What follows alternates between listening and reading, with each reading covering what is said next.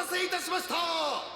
これより第6、第7宇宙破壊神選抜格闘試合を始めます。それでは宇宙化斉唱。何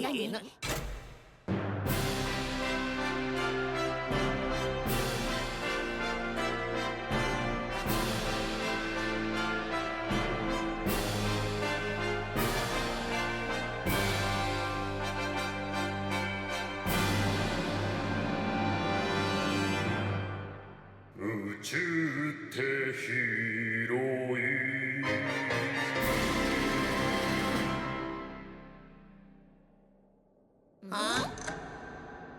ありがとうございました。Hey guys, welcome to episode 2 in my Dragon Ball Super Manga versus Anime comparison series.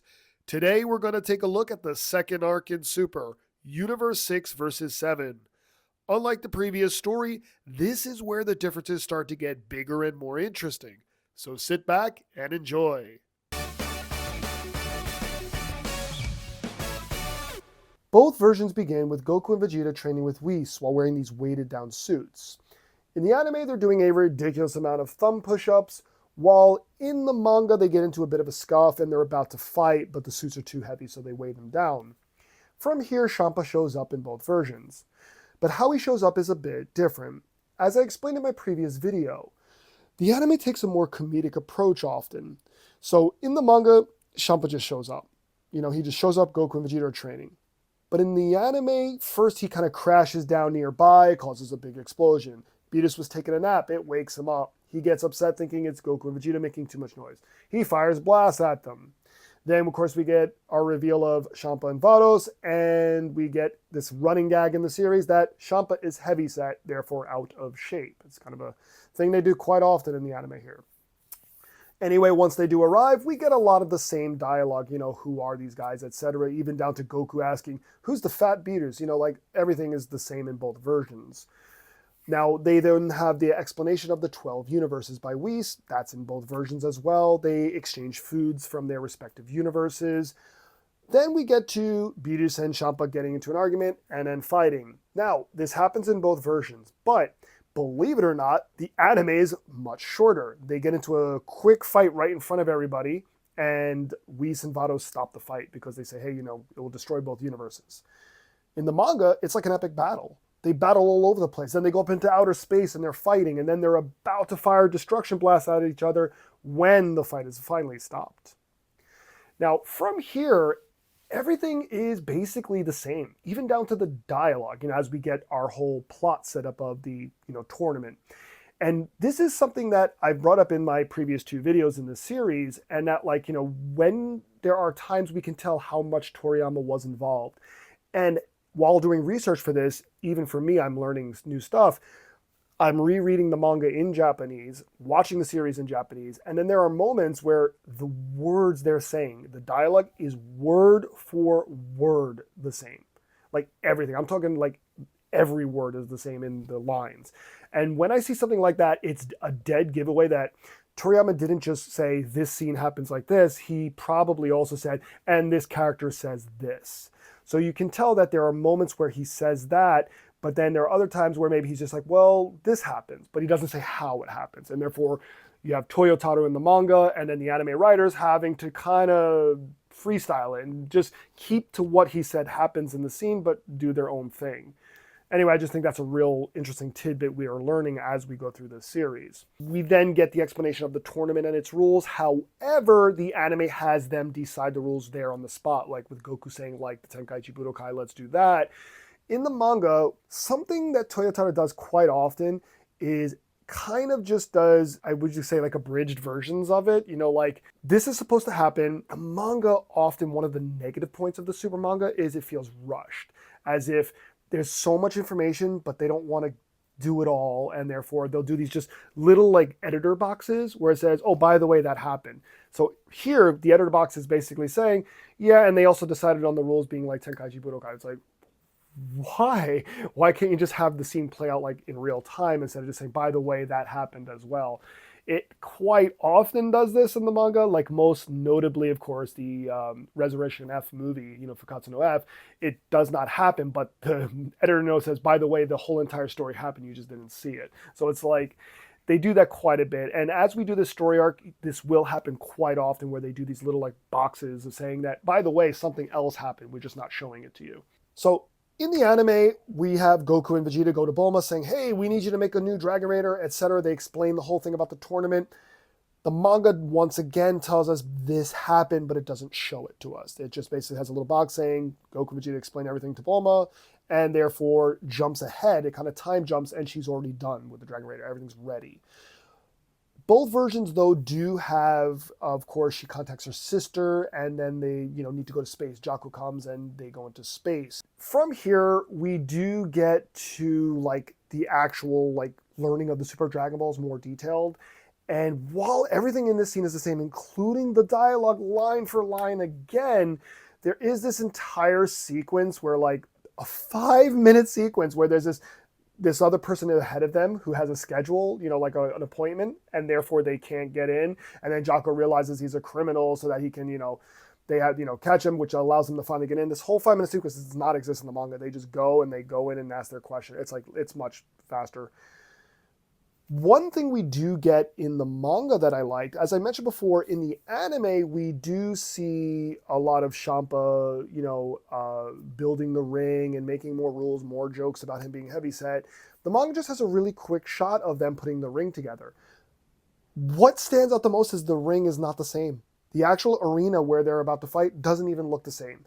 Aesthetically speaking, the manga's better, and here's the reason why. Look at the pictures side by side here.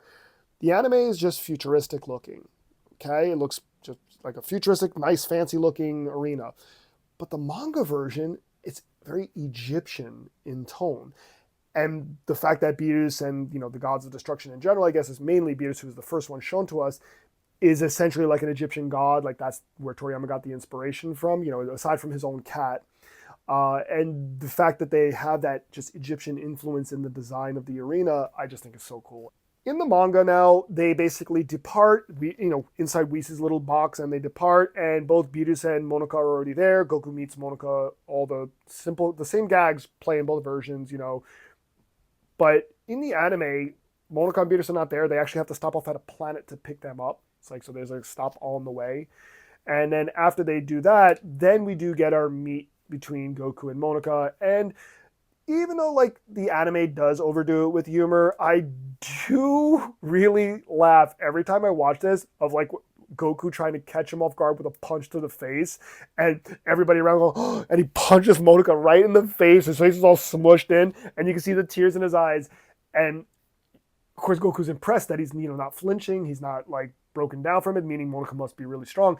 But what it says is how good of an actor he is, because Monaka is getting paid to do this, and the fact that he took a punch from Goku, and inside he's probably like, this hurts so much, but he's trying to hold strong. It's hysterical because it comes out of nowhere, that punch, and it's just like, every time it cracks me up. So like I said, yes, the anime does overdo it with gags, but sometimes they work. Sometimes I'll laugh when it happens. So now something else I want to talk about in this series a lot is Toyotaro's, not just his notes, but his extras. What I mean by extras, look at this picture here. At the end of every chapter, he'll do these little artwork things, mostly humorous, but they all appeared in the anime too. What this tells me is that these little extra things that, when I was explaining it before, it doesn't happen in the manga, it later is acknowledged by Toyotaro that, yeah, that happened too. So I do think that's quite interesting that every time these like kind of interesting things happen, or sometimes just comedy moments happen, it's acknowledged in the manga. And since the manga was coming out before the anime, at this point anyway, the manga was still ahead of the anime, that tells me that, Toriyama probably made that gag. He's like, yeah, Goku punches Monaka in the face. So at the end of the chapter, there's a little thing of Goku punching him in the face, saying that that happened when he first met him. But it's not actually in the manga chapter. Again, it's kind of confusing. But a year later almost, about half a year later. So this story arc in the manga came out in November 2015. The anime was from February 2016 it began to air. So that would tell me that these little bonus things probably were happening around that time. So therefore, Toriyama definitely intended a lot of these gags, and some of them were just left out. And again, I don't blame Toyotawa for this. Don't forget that especially with like big mangas like this, they have a whole like room of editors, and there's probably a lot of times where just like, nah, we don't need that. We don't need that. And therefore it becomes an extra instead. So, but it is interesting that I just explained before, I love the gag of Goku punching Monaka in the face. And it actually is, it's still in both versions technically, so.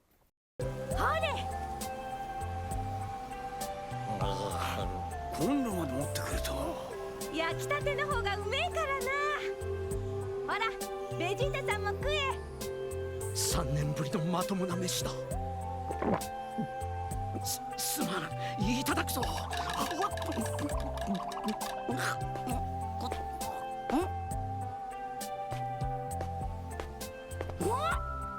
肉は少ししか食べないので。体調管理っちゅうやつか。さすがだな。そろそろですね。はい。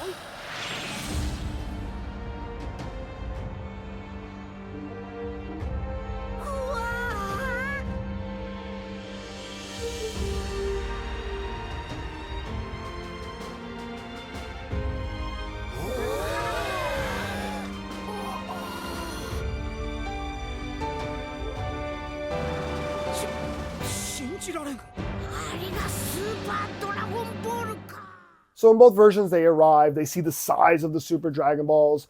We do get a lot more interaction between Beerus and Champa. As I said, the anime just has these two argue a lot more. But we do get a kind of a funny scene I like, which is Trunks and Bulma pointing out how the spectator seats aren't nice enough. They're like, what are these? They look so hard and uncomfortable.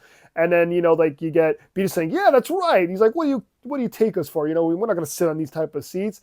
And it's just very odd, like, kind of thing, but it's just really funny for me. It stands out. And of course, they make the more fancier, like cushioned, flat areas for everybody to relax on. So now from here, we get Goku meeting Kaioshin and Kibito no longer fused, and Goku being surprised. And yes, I know now that Dragon Ball Daima out, we all know that this was retroactively changed by Toriyama to get, Kaioshin in the story for Daima. He had no choice. So he decided to change it. Why he changed how they defused, I have no idea. But anyway, that's just the way it is in Super, is that they use the Namek Dragon Balls to do so. So that's just the way it is here. In both versions, it's the same. We then get our meeting finally with the Universe 6 members. And of course, the dialogue between Kappa and Vegeta is pretty much 100% the same. All the way down to, his, Vegeta asking, what planet do you call home? And, planet Sarada and all that stuff is like word for word the same. That means this entire scene, Toriyama basically had a big, heavy hand in. But we get to the written test. The written test essentially is the same. Goku barely passes. However, in both versions, how Buu fails is not the same. In the anime, Buu falls asleep, and therefore he doesn't take the test. He gets a 0 and fails. He's out. In the manga, Buu tries his best, which is so cute, and we get Piccolo scolding him at the end, saying, you didn't even get your own name right. And then Buu saying, it's my first time doing this. I didn't understand it. And it is just, again, rare, but sometimes the manga is funnier than the anime, and it's just one of those times.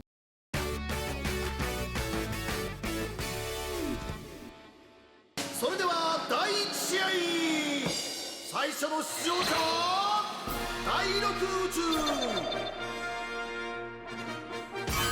ボタモ選手、そして第7宇宙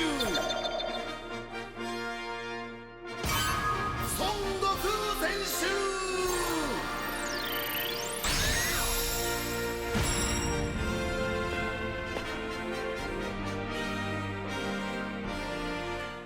Now let's get to the actual tournament itself. Both versions have some really interesting differences, most notably the tone, especially in this first fight, Goku versus Botamo. Botamo in the anime begins the match bouncing around the ring with cartoon sound effects. It's pretty stupid. So let's talk about the manga first. In the manga, Botamo comes right out like attacking Goku with punches and stuff. I mean, it's like a fight. Goku then, of course, evades with his speed. He starts firing these beams out of the ears on his head. I think they're ears. I don't know what they are. And then Goku's forced to use a Kamehameha. Goku's doing his best to fight in his normal state. We actually do get a lot of commentary, which is something in the manga version that's left out in a lot of the fights. Like in the anime, there'll be a lot of moments where Kuririn or somebody's like, talking about the fight and what's happening, like almost commenting on the fight, commentating, I guess you could say. But the manga doesn't do it as often. However, in this fight, we get a lot of Piccolo and Vegeta. They're always like side by side here, and they're both talking back and forth like what's happening in the fight. And I just think once again, I always love Vegeta and Piccolo. They're kind of unspoken friendship, I guess you could say. And they're both discussing how Goku's trying to like save his energy. Goku, in this type of tournament, unlike the Tenkaichi Budokai, after your first fight, you keep going, which absolutely is insane of a rule. It's basically a gauntlet. Like you keep fighting until you lose, and then someone has to replace you. And then, once there's no more members on a team, the team loses. So it's actually not like Tenkaichi Budokai at all. There's no like brackets and, like that. So there is no rest period between matches for these fighters. So therefore Goku is playing it safe since he's the first one up and he's trying to conserve his energy. He then decides, he picks him up by the legs, drags him to the edge of the ring, and just whoop, basically like flips him over out of the ring, impressing everyone, including Beerus, Piccolo, Vegeta. They were like, Goku actually used his head. And that's the funny part of, again, where the manga does that subtle comedy so well, is that they're not impressed that Goku won. It's Goku, of course. Goku's probably going to win this match. They're impressed that Goku used his head to win. And even Beerus, of course, that makes me laugh. Beerus knows how much of a buffoon Goku can be. And the fact that Goku didn't fight with just this, he used this to win. And I just think it's just wonderful. Let's talk about the anime, unfortunately, here. So the anime, after bouncing around the ring, Botamo shoots blast this time out of his mouth instead of the little ears on his head. And then Goku again starts avoiding them. Very similar to the manga. Now, we don't get Piccolo and Vegeta really like commenting on it as we just did in the manga. Instead, we get some commentary from Chi-Chi, Bulma, and Jaco, which it's like, so we do get people commenting on what's happening in the fight, but not the same people are commenting. Now, probably my least favorite part of this story in the anime is Vegeta yells to Goku in the anime, "Use your head!" And then Goku gets, okay, and then Goku realizes to just throw him out of the ring.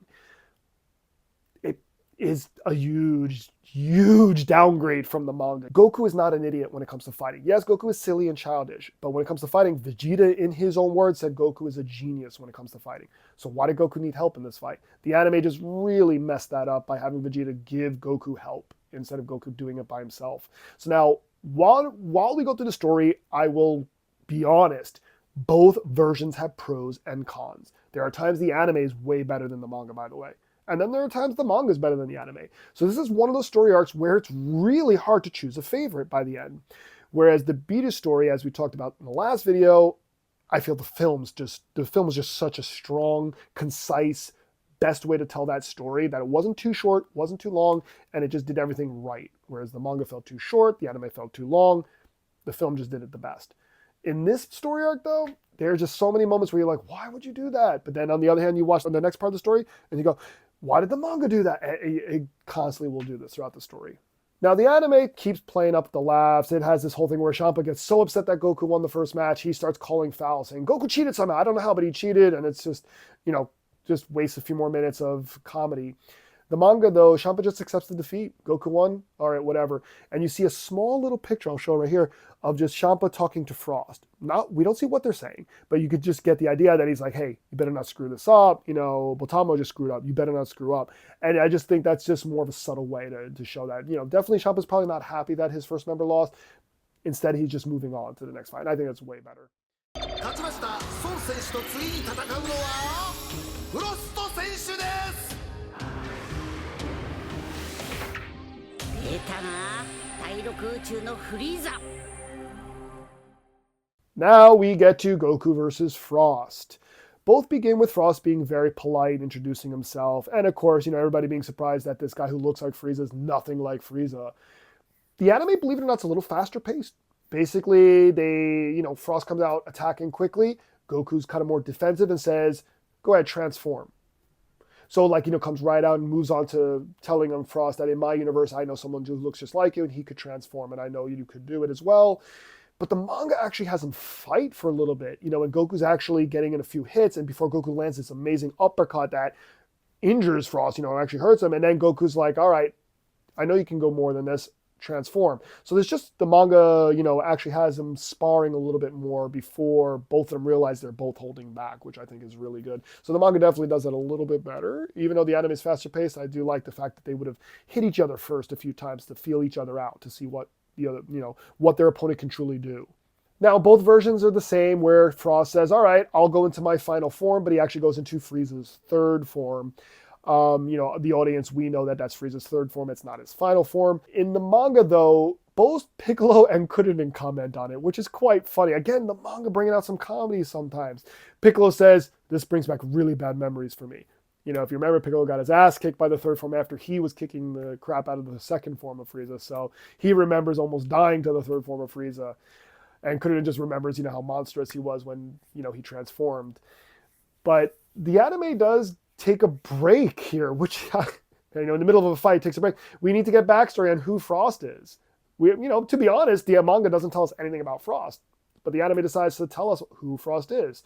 And, how Frost, is a hero in his universe. How he's, saving all these planets by, helping them rebuild their societies after wars, ravish their lands. He's almost like a hero in his universe. He's this, great person who helps people. So it's kind of interesting they throw that information at us, which is not in the manga at all.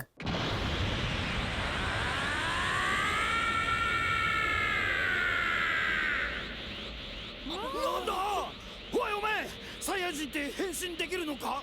いえ、そんなの聞いたことも見たこともありません。 Champa in the anime actually turns to Kabe after Goku Super Saiyan. He's like, whoa, Saiyans can transform? And Kabe's like, I have no idea.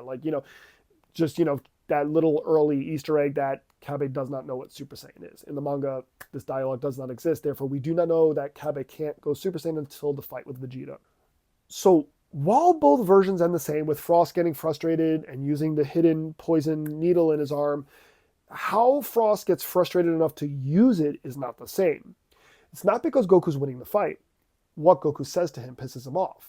In the anime, Goku says, just give up. I'm clearly stronger than you and you can't beat me, so I'm going to give you the option instead of me knocking you out, to give up. And Frost, of course, is like, me give up, and then, uses the poison on him. But in the manga, Goku's a bit more of a dick. Goku basically says, oh, I guess this is as far as we can go. It's too bad. The guy in my universe who looks like you, when he trained, he got stronger. So maybe if you train someday, you could be stronger. I was like, that is cold. I'm like, that's basically saying, you're no match for me, but if you keep trying, maybe someday you can. It's like, no wonder Frost poisoned them. It's like, yeah, Goku's really rubbing the salt in the wound there. So I just think the manga dialogue there is quite funny. I actually quite like that, actually. And anyway, it's the same, except he punches Goku in the forearm instead of the hand. Goku blocks this way instead of this way. And the end result's the same. We do get a bonus at the end. As I said, I'm going to bring up all of these as we go through this. A little extra by Toyotaro here, which is Kuririn after Frost transforms into the third, his third form. And Kuririn's grabbing at his chest saying, ooh, I'm glad he didn't change it to that form. And it shows what the second form of Frieza. So, how he has memories of being impaled by, in his chest by the horn on his head. So it's just a cute little gag that you can picture probably in the anime as well. Kuririn probably was in the audience watching going, ooh, God, I don't want to see that form again. Brings back bad memories for him, the way Piccolo had bad memories of the third form of Frieza. So it's like, I just think that's a great little extra gag at the end of the chapter. This is the end of part 1. What are some of your favorite moments from this first part of the story?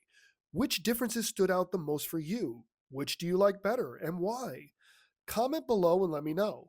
Part 2 will be up very shortly, so please check that out for the conclusion of this story.